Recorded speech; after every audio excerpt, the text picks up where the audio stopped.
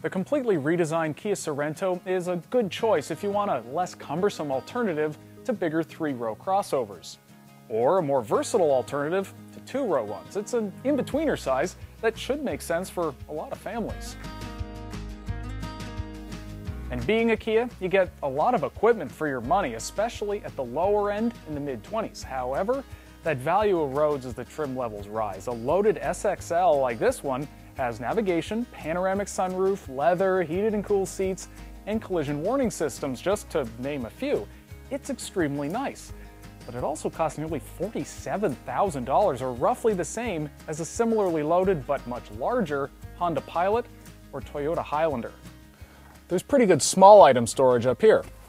Deep center armrest bin, small tray, reasonably sized cup holders, and a deep covered area to store your smartphone. There's a lot to like about the rest of the cabin as well. Not putting aside this fancy Merlot leather that's optional on this SXL, the cabin is of a high quality. Lots of soft touch materials, and the available tech interfaces are very easy to use.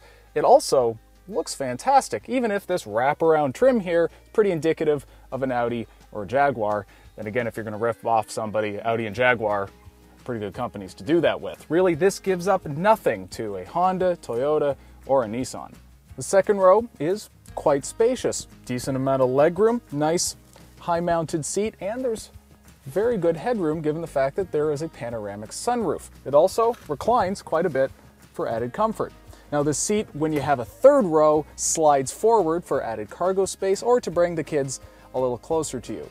As for the third row, which this Sorento does not have, it is surprisingly comfortable if you're the right size, and distinctively comes with third row climate controls and vents. In terms of cargo capacity, this is far more useful than a Nissan Murano and especially a Jeep Grand Cherokee. And if you don't get that third row, hey, at least you get the secret smuggling compartment. There are 3 engines available. The base engine is a 185 horsepower 4-cylinder, which seems kind of unlikely to get out of its own way. Therefore, we'd recommend one of the upgrades. There's a 290 horsepower V6 or a 2-liter Turbo 4, good for 240 horsepower, but more torque than the V6. It's also more efficient, and I actually prefer its smoother and more abundant low-end power.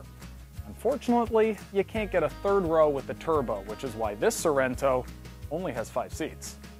The advantage of being smaller than those jumbo 3-row crossovers is that the Sorento feels suitably smaller when behind the wheel. There's a greater sense of maneuverability in parking lots and agility on winding roads.